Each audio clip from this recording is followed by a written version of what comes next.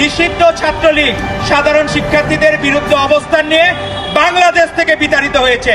আজকে ছাত্র শিবির যদি সাধারণ শিক্ষার্থীদের ছাত্র দলের বিরুদ্ধে এবং সাধারণ শিক্ষার্থীদের বিরুদ্ধে যদি অবস্থান নেয়, তাদেরও এক চুল পরিমাণ জায়গা এই বাংলায় হবে না।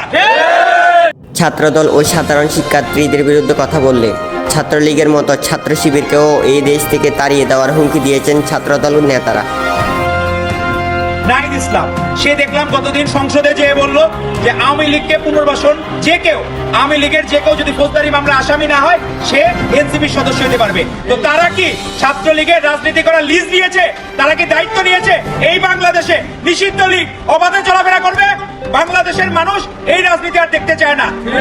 তারা বলতে চাচ্ছে নাহিদ ইসলাম আওয়ামী লীগকে আবারও ফিরিয়ে আনতে চাচ্ছে, তাই তারা এনসিপিকে আর রাজনীতিতে দেখতে চায় না।